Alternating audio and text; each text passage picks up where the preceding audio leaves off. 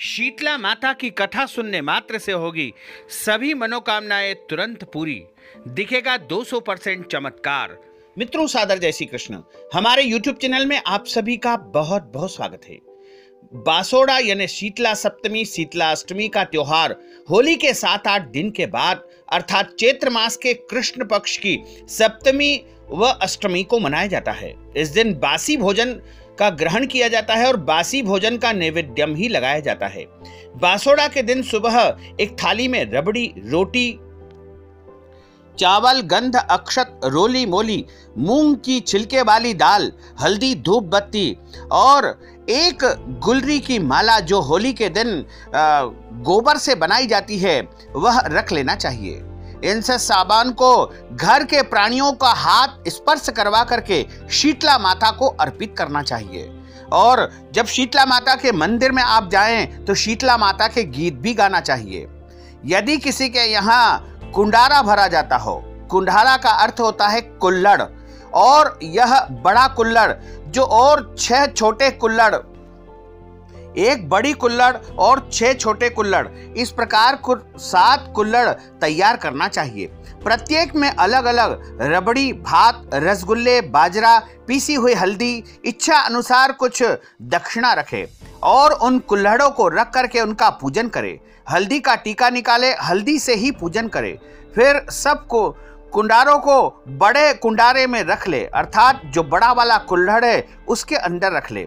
इसके बाद एक फूल माला सब कुंडारे और समस्त पूजा की सामग्री शीतला माता को अर्पित करने का विधान है। शीतला माता को सभी शीतल वस्तुएं प्रदान की जाती है। पहले जब बच्चों को शरीर पर माता निकल आती थी, यानी छोटे छोटे दाने पूरे शरीर पर निकल आते थे, तो बड़े बुजुर्ग इसे शीतला माता का प्रकोप मानते थे। इसलिए मां शीतला को शांत और प्रसन्न करने के लिए इस व्रत का प्रारंभ हुआ था। कई बार इस बीमारी को चेचक के रूप में भी माना जाता है। शीतला माता के व्रत को रखने से या कथा को सुनने से संतान की लंबी आयु होती है और पुत्र की प्राप्ति होती है और वह स्वस्थ रहता है। साथ ही चूंकि शीतला माता माता महालक्ष्मी का स्वरूप मानी गई है, यदि आप इनकी श्रद्धा और भक्ति के साथ में पूजन करेंगे तो आपके घर में धन धान्य की प्राप्ति होगी और माता महालक्ष्मी जो कि 10 दिशाओं से, यानी 4 दिशाएं होती है और 4 कोण होते हैं, और पृथ्वी और आकाश, इस प्रकार कुल 10 दिशाओं से माता महालक्ष्मी अलग अलग स्वरूपों में आपके घर में आने लगती है। यानी लक्ष्मी की आपके घर में कभी भी कमी नहीं होती है। शीतला माता का पूजन शीतला सप्तमी या शीतला अष्टमी को किया जाता है।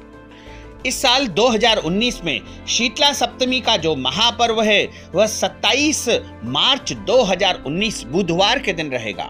वहीं शीतला अष्टमी का जो महापर्व है वो 28 मार्च गुरुवार के दिन रहेगा। इस दिन माता शीतला के मंदिर में जाकर के ठंडे जल से उनको स्नान कराएं और पंचामृत चढ़ाएं और इसके बाद रोली मोली, पुष्पमाला आदि वस्तुओं से उनका अच्छी प्रकार से पूजन करें। और उसके बाद जो ठंडा और बासी भोजन आपने तैयार किया है उसे बासोड़ा कहते हैं, उसको माता को अर्पित करना चाहिए।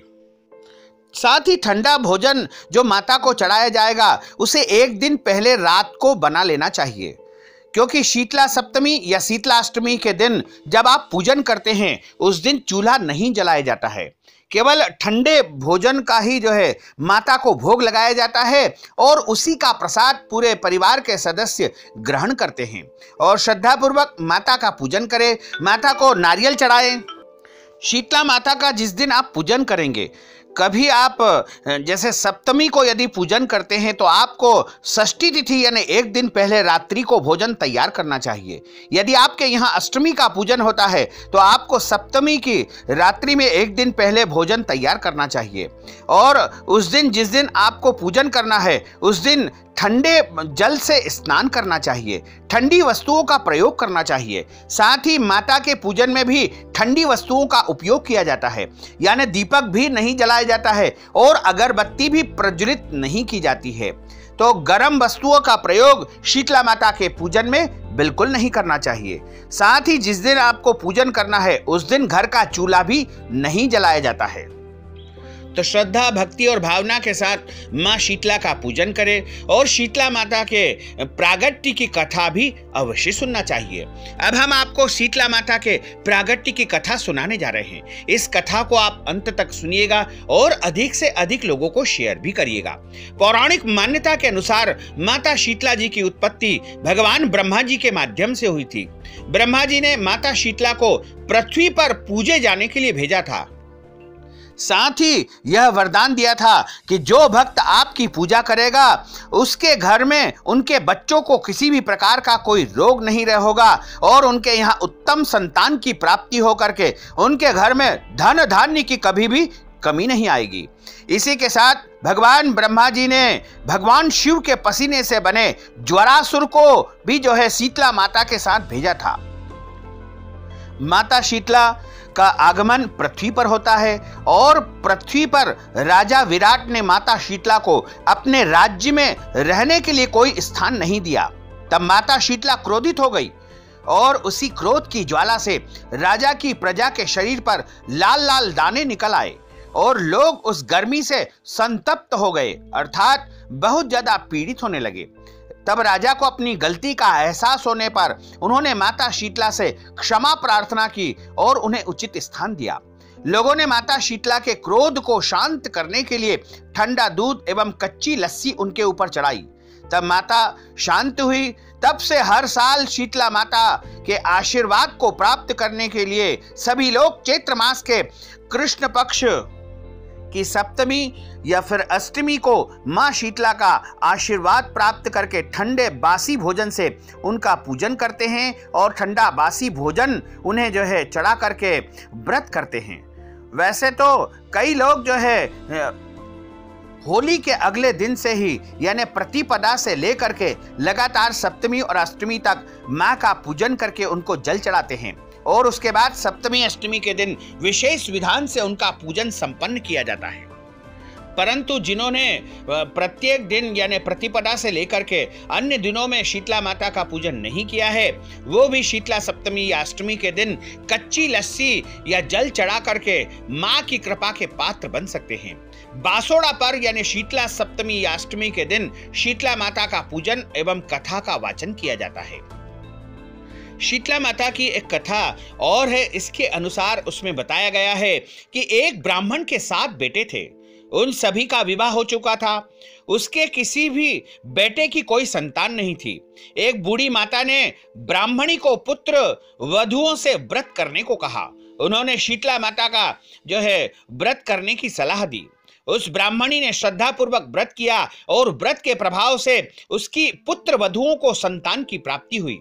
एक बार ब्राह्मणी ने व्रत के नियम का पालन नहीं किया। व्रत के दिन गर्म जल से स्नान कर लिया। व्रत के दिन ताजा भोजन बना करके खा लिया और व्रत के समय बताए गए नियमों का विधि विधान से पालन नहीं किया।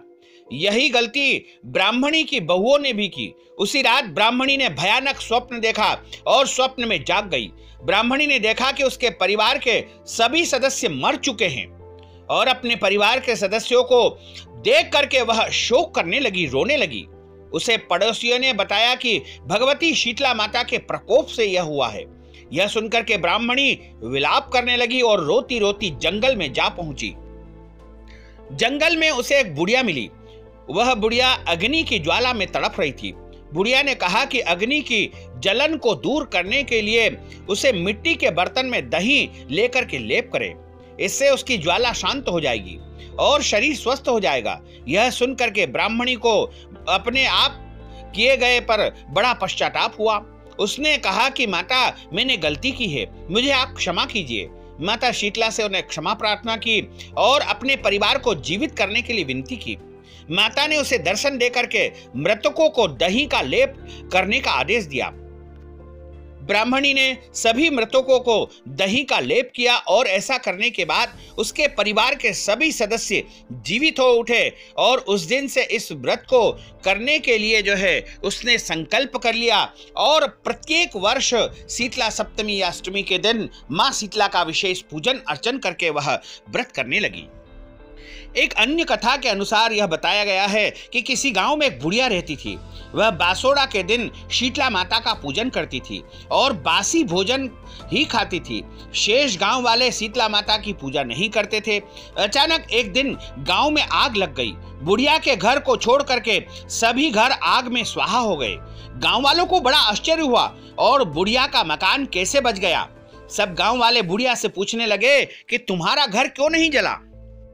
बुढ़िया बोली, मैं बासोड़ा के दिन शीतला माता का पूजन करती हूँ, इसी कारण मेरा घर बच गया। तभी सभी लोगों ने उस बुढ़िया की बात को सुनकर के शीतला माता का पूजन किया, व्रत किया और बासी भोजन किया। इससे सबके ऊपर शीतला माता की कृपा लगातार बरसने लगी। बोलिए शीतला माता की जय, जगदम्बे मात की जय। तो मित्रों, हमने जो ज्ञानवर्धक जानकारी आपको दी है उसको आप अधिक से अधिक लोगों को शेयर करिएगा, लाइक करिएगा, कमेंट करिएगा और यदि अभी तक आपने सब्सक्राइब नहीं किया है तो अभी और इसी समय सब्सक्राइब अवश्य कर लीजिए। आपको और आपके पूरे परिवार को सादर जय श्री कृष्ण, सादर धन्यवाद।